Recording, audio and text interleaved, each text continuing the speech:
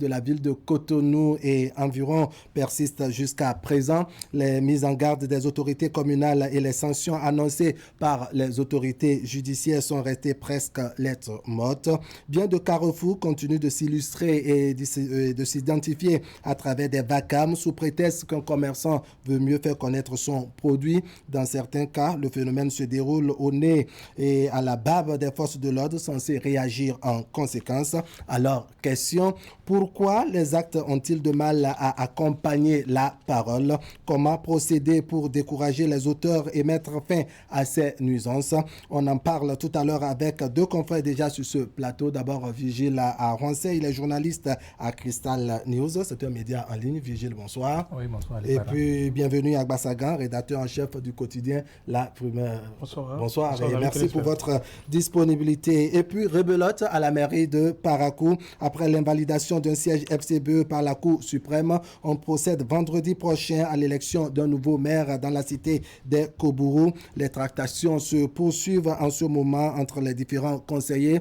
Une égalité parfaite se dessine désormais au sein du conseil municipal qui, de FCBE et des deux blocs de la majorité, sera désigné vendredi pour occuper le poste de maire. Le suspense reste entier. On va s'essayer à toutes les mathématiques possibles dans cette émission.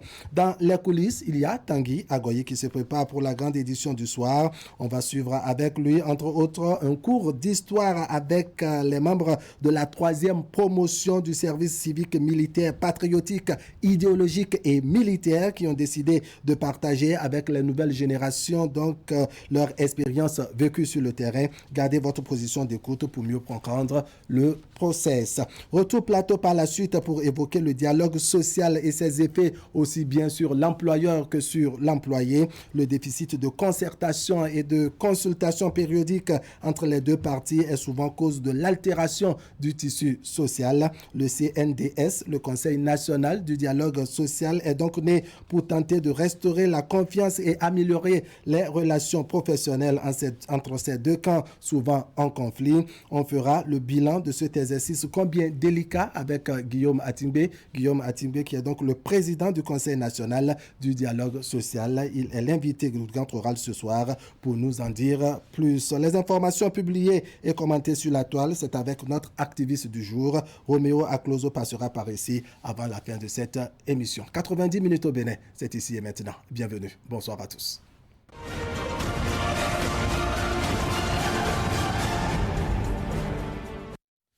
Voilà, on ouvre le bal avec les parutions du jour, en commençant bien entendu par Fraternité, installation du COS Lépi, mission impartialité pour la présidentielle de 2021. Les membres prêtent serment devant la Cour constitutionnelle ce jeudi. Docteur Aboudou Raimi Kossou, hépato-gastro-entérologue, hépatite B. L'hépatite B est 100 fois plus contagieuse que le VIH. Exploitation des carrières de sable, la vie à Kokotomé-Zunga entre camions et les eaux. Montée des eaux au Bénin, à Djohou et Balanville passe à l'orange. Lutte contre l'insécurité à Godomé, un malfrat neutralisé à Akobato et puis gouvernance locale, reprise des élections à la mairie de Parakou ce vendredi. FCBE, ça passe ou ça casse, c'est le titre de la chronique signée Moïse Dossoumo. À la une de l'autre quotidien, dissolution de l'OCBN par le Parlement, la fin d'un mythe et des espoirs déçus. Le matinal, la rénovation du palais de la Marina, une veine polémique. 3e session extraordinaire de l'Assemblée nationale, 10 lois adoptées en 6 séances plénières. Matin libre, fête de l'INIAM et Covid-19, Savaoulou sera-t-elle l'exception, s'interroge le journal. Nord-Sud quotidien à présent, présidentielle de 2021, le phénomène Haïvo bouscule les agendas politiques. Quotidien Nassiara, activité politique, Frédéric Joël Haïvo trace la route de l'espoir. Le confrère de la matinée, après le décret définissant l'AOF du ministère de la décentralisation, nécessaire redimensionnement des services des préfectures. L'événement précis, Théophile Yarou, secrétaire exécutif national adjoint du parti FCBE sous l'arbre à palabres de l'événement précis, nous sommes l'alternative au régime de Talon. Communal Info, célébration des 60 ans d'indépendance du Bénin et gouvernance sous la rupture. Tout bilan fait, Patrice Talon doit renouveler son mandat, d'ici le conseiller Doro Franck. Bénin intelligent, 17 ans de décentralisation au Bénin, bilan encourageant mais mitigé. Franck Kinivo relève les avancées et les défis. Et puis commune de Djougou, de grandes réformes sur les plateformes marchandes. Quotidien La Nation, développement des services numériques, l'accès à la carte nationale d'identité biométrique ouvert. La presse du jour, acquisition du site 2 de Maria Gleta, un délai supplémentaire pour les propriétaires concernés, puis baccalauréat de 2020, corrigé type des séries C et D, à retrouver dans les colonnes de la presse du jour. Carte sur table, inauguration de la salle numérique de l'ENEAM à l'UAC. Éléonore Yahi, Ladécan et Aurélie Zoumarou mettent en service le joyau réalisé par l'Absu CEP. Et puis correction des épreuves écrites du baccalauréat, session de juillet 2020. Une descente des ministres Éléonore Yahi et Maounio Kapo dans certains centres de correction ce jour. Et l'intégralité des corrigés types à retrouver dans les colonnes de carte sur table. Potentielle désignation d'un candidat à la présidentielle de 2021, on se mange déjà le nez chez les démocrates. Libération pour finir, lutte contre la pandémie du Covid-19, le gouvernement corse les mesures sanitaires à l'aéroport de Cotonou. Voilà, un tour rapide des parutions de ce mercredi. On revient sur ce plateau avec mes deux invités, Vigile Arwancet et bienvenue à Bassagan. Merci d'être là. Notre premier sujet, c'est bien entendu la pollution. On a constaté que la pollution sous ses différentes formes. On continue d'avoir droit de citer à Cotonou, un peu partout au Bénin, en dépit, n'est-ce pas, des mesures annoncées par les pouvoirs publics et les pouvoirs judiciaires. Vigile Arwancet, pourquoi cette pratique est encore en vigueur au Bénin? Alors, je crois que la pollution, disons, on ne la percevait pas comme cela. Je vais presque dire que c'est de notre culture. Hein.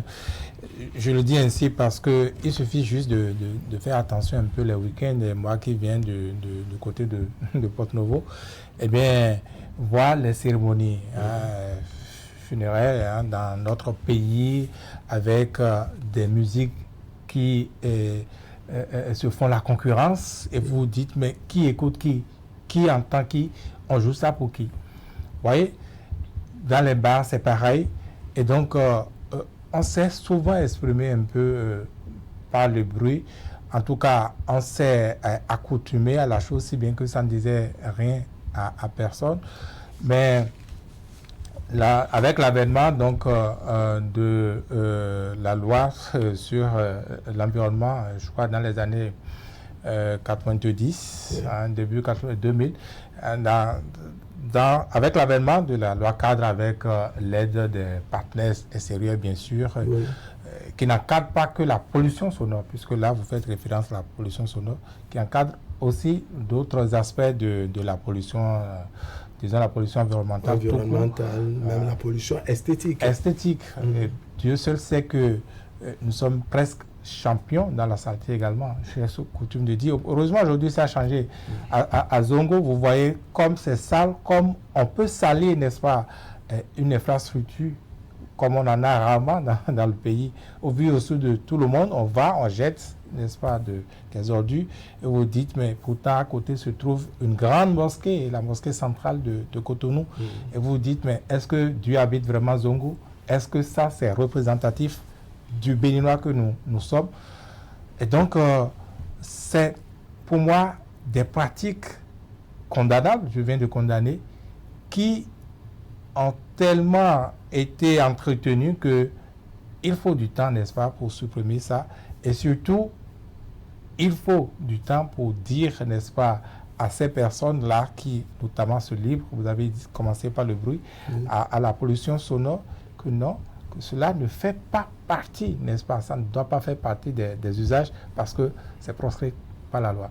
Alors, bienvenue à Ouassagan. Pourquoi ce mal persiste, la pollution, sous toutes ses formes? Pourquoi cela persiste? Vigile Arancet l'a précisé tout à l'heure. Vous savez, moi, je condamne toujours ce que j'appelle l'analphabétisme de notre population et aussi, je dirais, des pratiques qui sont dites traditionnelles. Vous savez, on a tellement tendance donc à verser dans ce traditionnel-là qui nous conduisent aujourd'hui à des choses très mauvaises. Qu'est-ce qu'il faudrait dire? Vous savez, les gens, ce n'est pas qu'il n'y a pas de texte qui réglemente cela. C'est pour ça que je dis, pour parler de la pérennisation de cette mauvaise pratique, il faut nécessairement donc agir sur deux pôles. D'abord, le pôle de la population. Et deuxième pôle, il faut parler donc des gouvernants. Alors, quand je prends la population, j'ai précisé tout à l'heure que c'est une question de l'analphabétisme. Et puisqu'ils n'ont personne donc pour pouvoir les accompagner à un changement de comportement et que c'est déjà ancré dans l'imaginaire collectif. Et donc, comme l'autre fait, moi-même je le fais. Lorsque vous arrivez à vous démarquer de cela, eux, ils pensent que vous voulez faire l'intello. À partir de ce moment-là, nous-mêmes, on se met dans cette pratique. Mais deuxième élément, ce n'est pas qu'il n'y a pas de tests en la matière. La loi cadre de 1998, le doyen en a parlé tout à l'heure, il y a en 2001 le décret qui suit la réglementation du bruit en République du Bénin. Mais la question que je me pose, c'est que est-ce que ces gens-là réellement savent que ces tests-là existent? Vous savez, je dis toujours que le droit est écrit dans un langage ésotérique. Et puisque le droit est écrit dans un langage ésotérique, il faudrait nécessairement quelqu'un pour pouvoir donc démystifier ce qui est écrit à la population. Est-ce que réellement, d'abord, nos gouvernants, je prends non seulement les députés qui votent ces différentes lois, j'ai l'impression que lorsque ces différentes lois ne concernent pas l'élection de ci ou de ça, on ne va pas sur le terrain pour pouvoir procéder à un rôle de vulgarisation. Voilà le défaut de nos gouvernants. Je prends l'exemple, par exemple, je dis tout le monde, du moins à Cotonou, puisque nous sommes en train de parler de pollution globalement, demandez-moi combien d'urinoirs nous avons à Cotonou. Est-ce que nous avons ces infrastructures-là qui permettent à ce que l'on puisse donc endiguer ce mal? Il n'y a pas cela aujourd'hui. Et donc, je vois que les gouvernants sont animés d'une mauvaise volonté. Et quand je parle de gouvernance sur ce plan-là, je veux aussi attaquer les ONG et les sociétés civiles. Il faudrait dire, quand vous vous mettez dans cette mission-là, il faut l'accomplir. Les gens créent des ONG et ils disent qu'ils veulent sensibiliser la population. Mais en toile de fond de leur ONG, ils n'ont plus de visée non lucrative, je dirais, qui ne visent pas de dans votre profiter. démonstration tout à l'heure, vous disiez que la population est essentiellement analphabète. Mais est-ce que dans Cotonou, Vigile, on peut conclure que la population est vraiment analphabète et que c'est l'analphabétisme des populations qui pose problème au point qu'on puisse assister à la pollution sous toutes ses formes dans chaque coin de rue de Cotonou? Non, vous savez. Et il n'y a pas que Cotonou. La saleté. Parce que ça me tient plus à cœur. La saleté ne peut pas se justifier par l'analphabétisme. On peut ne pas aller à l'école et être propre. Voilà, ça, on peut être analphabète. Oui, c'est un biberon déjà. Si votre maman vous apprend à être propre, vous êtes propre, vous serez propre toute votre vie. Donc, c'est d'abord une question d'éducation. Et je ne sache pas qu'il y ait un milieu spécifique, n'est-ce pas, où on apprend aux gens à être sales. Oui. Non. Et donc, oui, Cotonou accueille tout, même des analphabètes. Mais je dis encore une fois, ça ne peut pas se justifier que par cela. Il y a un problème de sensibilisation, je suis d'accord. Vous savez, c'est un peu notre sociologie aussi par ailleurs. Chacun veut d'abord faire son petit coin. Je vais peut-être dévier, mais on est toujours dans l'environnement. Regardez les voies quand c'est dégradé, ou les eaux de ruissellement. Personne ne veut vraiment s'y mettre pour qu'on arrange l'avant, par exemple. On cherche des voies de contournement. On cherche des voies de contournement parce qu'on ne veut pas s'associer pour le faire pour toute la population. C'est un peu notre sociologie. C'est un peu le bénéfice là. Et je crois que, outre les lois, oui, bienvenue. L'historique de ces lois-là, c'est que les gouvernants eux-mêmes ne se sont même pas levés pour dire maintenant, il faut assainir le cadre de vie. C'est d'abord les partenaires, comme quoi c'est l'étranger qui doit d'abord nous dire soyez propre, faites ceci, c'est mieux pour vous. Vous allez moins nous solliciter pour telle maladie, pour telle autre. On aura moins à merci si vous arrangez votre cadre. Et donc, on attend encore que ces mêmes partenaires donnent de l'argent pour faire de la sensibilisation. Vous voyez, tout se tient. Tout se tient. Mais alors, on s'interroge sur le fait que ces pratiques-là se poursuivent en dépit des mesures annoncées, n'est-ce pas, que ces pratiques-là se poursuivent devant, parfois, n'est-ce pas, les forces de l'ordre. Quand vous prenez le carrefour, n'est-ce pas, de Bénin Marché, vous prenez le carrefour Sika Toyota, vous allez voir, sinon vous allez entendre des bruits, des vacarmes, des bruits, je dirais, des nuisances sonores, pour être plus simple, parce qu'on veut faire la publicité d'un décodeur, je ne sais pas, d'un appareil électroménager, et la police ne réagit pas. Absolument. La police, c'est un autre problème. La police, c'est un autre problème. Je vais vous dire, je vais encore une fois dévier. Nous sommes en période de la Covid, par exemple, où il est interdit que les bus embarquent jusqu'à un certain nombre. Savez-vous que les bus, à ce jour, embarquent encore le nombre qu'ils veulent? Et pourquoi? Vous interpellez le chauffeur, vous dites que lui, là, il a payé le droit de passage. Authentique. Mais ça se passe depuis, personne ne réagit. Ça veut dire que le droit de passage lui donne également le droit de prendre le nombre de passagers qu'il souhaite. La pollution sonore, je soupçonne, peut être payée également par cela. D'accord. On a l'étape des soupçons avec vous. Bienvenue. Pourquoi, selon vous, les forces de l'ordre ne réagissent pas, même quand ils constatent ces actes-là? Il faut préciser qu'à un moment donné, la loi est tombée en désuétude. Parce que qui sont ceux qui vont se lever aujourd'hui pour dire qu'ils veulent appliquer cette loi-là? Et ça part de génération en génération.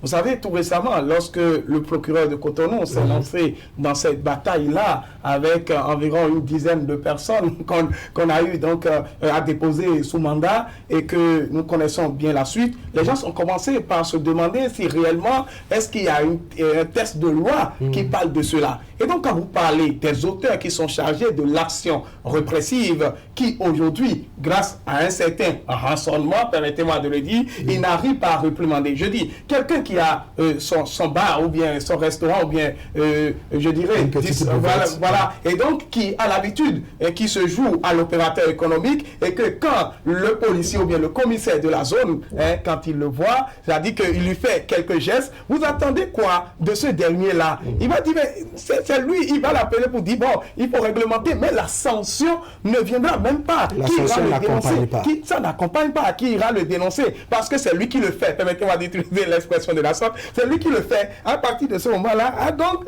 il n'a qu'à continuer parce que personne ne se lève. C'est pour ça aujourd'hui, je suis en train de dire, c'est vrai, non seulement sur la question de la pollution, il y a deux rôles à jouer. Le rôle de la prévention et le rôle de la répression. Il faudrait que l'on prenne aujourd'hui les canaux et c'est-à-dire nécessaires pour pouvoir donc sensibiliser. Après cette sensibilisation sur un délai, il faut nécessairement agir. Mais non seulement il faut dire que ces lois-là aussi, il y a certaines lois en matière de cadre de vie qui sont obsolètes parce que les tests d'application qui ont été améliorés, par exemple en matière de code d'hygiène publique, c'est déjà, ça date d'il y a longtemps. Donc il faudrait aujourd'hui que nos législateurs pensent à ce genre de choses. Et je le précise, je dis qu'il y a une mauvaise foi de nos autorités. S'ils veulent réellement qu'on applique ces genres de tests, il n'ont qu'à travailler qu'elle soit davantage plus ferme. Alors, Vigile Aroncet, qu'est-ce qui, selon vous, n'est-ce pas, d'une manière ou d'une autre, assombrit les efforts, sinon l'action qu'avait entamé le procureur de Cotonou, Mario Metenou? Oui, fondamentalement, c'est parce qu'on a semblé mettre la charrue avant les bœufs. Ah bon? Oui, je m'explique. En fait, vous ne pouvez pas, dans une ville comme Cotonou, réprimer, n'est-ce pas, la pollution environnementale, en ne prévoyant pas, comme disait Bienvenue tantôt, des urinoirs. Et ça, je ne dis pas que cela revient au procureur, mais cette lutte-là ne peut pas se mener sans la mairie, par exemple, conjointement à la mairie à qui on demande, n'est-ce pas, de prévoir ces lieux-là, par exemple. Parce qu'il y a quand même des gens, excusez-moi, qui ont des pratiques qui ne sont pas loin des pratiques de chiens, qui peuvent, au vu au sud de tout le monde, le faire. Ils le font. Donc, il faut prévoir, n'est-ce pas, ces urinoirs-là, par exemple, avant même de commencer la répression. L'autre chose, le procureur, c'est tout de même l'officier de police judiciaire, le patron de l'officier des officiers de police judiciaire. Donc, des policiers qui par exemple, peuvent s'autoriser, n'est-ce pas, quelques pouvoirs pour fermer les yeux sur telle ou telle infraction liée à la pollution sonore, ben, il faut sévèrement punir cela. Pour moi, il faut pas lancer des choses seulement et après rebrousser chemin, commencer par réfléchir. Ça entame l'autorité et ça ne permet pas d'aller de l'avant, n'est-ce pas, par rapport à ce qu'on a si bien entamé. Donc je crois qu'il faut voir les choses de ce côté-là et ne pas précipiter. Si on le faisait, regardez, Patrice Talon, le 1er août, on nous a montré un joli palais. C'était si beau. Mais comment on peut venir dans un pays comme le Bénin avec un si joli palais et avoir des rues aussi sales? Vous voyez pas que c'est... Patrice Talon, sans doute, est séduit par le beau. Bon, s'il est séduit par le beau, comme on nous dit, eh bien, qu'il s'y mette, qu'on aille jusqu'au bout, qu'on rende nos villes propres. Et ça, heureusement ou malheureusement, politiquement, ce sont des maires proches du pouvoir qui sont là, aux affaires dans les 77 communes. Donc, c'est pas compliqué aujourd'hui. On espère que vraiment... Voilà, c'est pas compliqué de leur demander, n'est-ce pas, de se mettre là-dedans. Très rapidement. Vigile, on n'a pas besoin d'être proche, vous comprenez, du gouvernement pour pouvoir donc accomplir cette action du point de vue social. Voilà, c'est un atout. C'est-à-dire être dans, je dirais, dans les bonnes grâces. Voilà, ça permettra c'est-à-dire une continuité en la matière. De façon résumée, bienvenue. De raison aujourd'hui que nos villes ne soient pas propres. Effectivement. Bienvenue. De façon résumée, que faut-il faire? Au prime abord, je dis d'abord aux élus locaux, la mission, ça commence par la base. Il faudrait nécessairement que, même dans nos différents quartiers, il faudrait que celui qui a la gestion de ce quartier-là apprenne à la population l'assainissement. Moi, j'ai vu, on m'a raconté des histoires qu'au temps du PRPB, les parents sortaient et balayaient même leur quartier, leur environnement immédiat. Mais c'est pourquoi, tout à l'heure, on parlait de l'individualisme. Moi, je parle souvent du primat de l'hyper-individualisme que nous avons dans notre société. Et donc, au lieu de sortir pour aller balayer pour l'environnement, chacun veut rester dans son coin et régler ce qui le concerne. Mais je pense que si chacun balayait aussi dans son coin, n'est-ce pas, on va procéder. Les rues seront comment? L'objectif très rapidement. Désormais, dans notre conclusion sur ce sujet. Dans nos communes, certains ont compris, certaines de nos municipalités en instituant des journées mensuelles pour un environnement sain. Et ils l'exécutent. Mais qu'est-ce que vous constatez? On est passé dans cette rue le mois passé, on a entretenu, c'est beau, tout le monde a trouvé que c'était beau. Mais après, on attend que la mairie revienne encore balayer. Il faut mettre dans les habitudes. Nous ne sommes pas des porcs. Il faut pouvoir inculquer ça aux populations. De manière à ce qu'elles puissent accompagner. Voilà, c'est comme ça qu'on aurait gagné la lutte contre la pollution. Bienvenue à Gbassagan. Je disais tout à l'heure que le 16 juillet dernier, la Cour suprême rendait une décision qui invalidait un siège de FCBE à Parakou. Le juge du contentieux électoral a donc demandé à ce que les élections se reprennent au niveau de la cité des Koubourou à Parakou. Donc, rebelote en ce moment, on annonce que c'est vendredi. Comment entrevoyez-vous l'élection du nouveau maire à Parakou, Vigile? Et ce que vous ne dites pas, Wahab, c'est qu'il y a en temps un autre recours qui a prospéré, qui a invalidé un siège, encore une fois. Est-ce que le rang a déjà prospéré? Écoutez, c'est ce que la presse nous fait dire. Vous avez lu comme moi ce matin. Donc, vous n'allez pas me dire qu'il y a des journalistes qui vont, n'est-ce pas, fabriquer de l'information. Donc, je me table, n'est-ce pas, sur ce que a dit, par exemple, le journal Matin Libre, précisément, dit qu'il y a un siège qui vient d'être encore invalidé. Et vous demandez, analyste, pourquoi la Cour suprême a dit 15 jours, n'est-ce pas, pour procéder à l'élection. Mais pourquoi on n'a pas respecté le délai de 15 jours? Ça, c'est un aspect. Non, c'est très important. Pourquoi on a attendu ça, n'est-ce pas? Et pourquoi c'est vendredi prochain? Et pourquoi entre ce délai-là, on nous annonce maintenant qu'il y a un autre siège? Et vous avez fait un calcul mathématique, vous disiez 16 contre 16, non? Avec ça, ça veut dire qu'on devient 15 contre 16. 16, c'était bien entendu avant d'avoir l'information, parce que cette information, il faut l'avouer, vient de vous. Ça ne vient pas de moi. Vous avez fait passer Matin Libre tout à l'heure. Oui, j'ai fait passer Matin Libre l'a écrit. Oui, là. Ça, c'est Matin Libre qui le dit. Pour l'instant, je n'ai pas une information officielle sur ce détail. Voilà pourquoi je ne voulais pas confirmer. Voilà. En tout cas, Voilà l'information. Oui. Et je vous dis, ce n'est pas... Il faut reconnaître, c'est vrai qu'il y avait anodin. déjà un second recours, n'est-ce pas, qui était annoncé, mais quelle était la décision de la Cour? Ça, ce n'était pas officiel. Et il n'a même plus qu'un second recours, il a bien d'autres recours. Voilà, ça, et j'apprends des ça de recours, oui, appelez ça de moi comme vous voulez. Il a d'autres recours. L'utilité d'avoir un confrère sur place. Absolument. Ouais. La FCBE, toujours le même parti. Donc pour moi, ce qui se joue à Parakou, c'est le contrôle de la mairie par le pouvoir. Oui. Pas plus. Pourquoi? Pourquoi? Je ne sais pas, il faut aller poser la question au pouvoir. Non, je vous la pose puisque vous êtes là. Non. Moi, je constate que le pouvoir à qui Parakou a échappé dans les urnes, je parle d'arithmétique, fait tout quand même.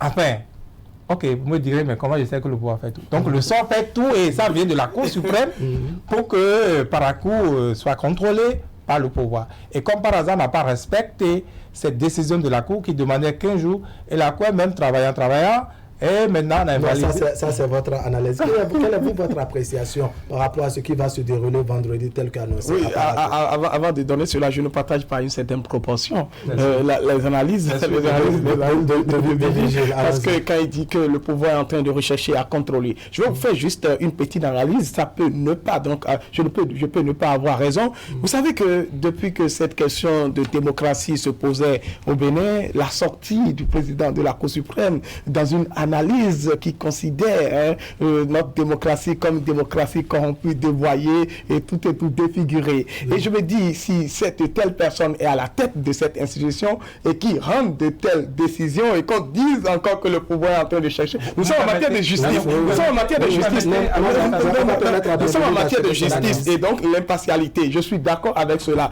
Mais il faut faire aussi une analyse au second rang. Maintenant, ce que je suis en train de dire, c'est que moi, je ne pense pas que c'est le pouvoir qui est en train de rechercher à contrôler les 3 villes à statut particulier. Il faudrait dire nécessairement que l'élection a eu lieu, c'est même dans le camp des FCBE que les recours sont sortis. Et donc, quand il y a ça, et que c'est eux-mêmes dans leur maison, ils n'ont pas pu contenir les dissidences et qu'on arrive maintenant à la place publique, moi je ne pense pas. Alors je vais dire, est-ce que le pouvoir est resté derrière pour tirer la ficelle? Je ne pense même pas. En tout cas, ce sont eux-mêmes qui l'ont provoqué, ils vont alors l'assumer. D'accord. Alors, on parle de toutes les analyses, de tous les calculs qui se dessinent. Si vendredi, il y a élection, qui pensez-vous pouvoir, je dirais, prendre le poste de la mairie de Parakou? Vigile. Un UP ou un BR, une dame ou un homme, voilà. Maintenant, je reviens à ce que Bienvenu disait.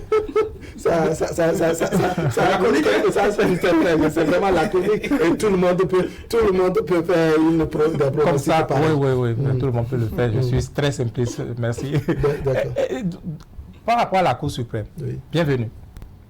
Eh bien, il est passé à la Cour suprême une loi qui a maintenu 5, là je suis très précis, 5 magistrats admis à la retraite avec des contrats renouvelables. Oui, insuffisance de ressources humaines. Insuffisance de ressources humaines. Et il se trouve que ce sont ces 5 magistrats qui sont à la tête de ces chambres, qui connaissent, n'est-ce pas, de ces contentieux électoraux. Donc vous comprenez que ce n'est pas le président de la Cour suprême et que cela se joue justement à ce niveau. Non, je crois que ce que vous êtes en train de dire ne soit interprété, n'est-ce pas, comme des accusations portées sur les sages de la Cour suprême. On change de sujet. Non, c'est le même sujet. C'est le même sujet, bien entendu, l'élection à la mairie de Parakou, seulement que vous savez qu'en politique, rien n'est gratuit. En politique, rien n'est gratuit. Je sais, vous êtes à la place, vous posez des questions, vous êtes aussi analyste politique. Et dans votre cœur, vous avez les réponses. Dans votre cœur, sans vous dites les mêmes choses, vous faites les mêmes analyses. Seulement que moi, mes états d'âme ne sont pas les plus importants. Voilà, merci. Merci Wahab. Donc c'est de cela qu'il s'agit. Rien n'est gratuit. Rien n'est gratuit. Et déjà, à l'adoption de cette loi, nous, à l'époque, à Soleil FM, la radio existait encore, on disait déjà que ça, c'est pour contrôler des communautés. Ça, c'est pour les contentieux. Et vous pensez qu'on s'achemine vers ce que vous avez envisagé, sinon ce que vous avez prédit en son temps. Votre mot de conclusion, bienvenue à Je ne vais Bassaga. pas rester dans l'envolée prophétique, comme l'a précisé tout à l'heure. Voilà. Et donc, à partir de ce moment, c'est-à-dire que l'environnement que nous sommes en train de voir à Parakou aujourd'hui, vous savez, c'est vrai que dans la tête de tout le monde, on ne s'attendait pas que les FCBE puissent donc prendre la tête de cette mairie-là. Et le jeu était terminé. Et puisque le jeu était terminé, le match était prié selon nous tous. Mais aujourd'hui, si on arrive à voir ce spectacle presque désolant, parce que ça ne me désole pas sur tous les plans, parce qu'ils ont créé cela. Et donc, ce qu'il faudrait préciser, c'est que si la mairie revient aux partis, en tout cas, qui soutiennent les actions gouvernementales, basta. C'est-à-dire que, tant mieux, il faudrait nécessairement que chacun puisse accomplir le rôle qui lui revient en tant qu'élu municipal ou élu communal. À la mairie de Parakou. Oui. Okay. Ce serait votre mot de... Exactement. Mesdames, merci beaucoup pour votre disponibilité. Vigile Aroncet, journaliste à Crystal News, un journal en ligne. Et puis bienvenue à Bassagan, rédacteur en chef du quotidien La Preuve. Merci donc pour votre disponibilité. On va laisser le plateau à Tanguy Agoye pour partager avec nous les informations en son en images en République du Bénin.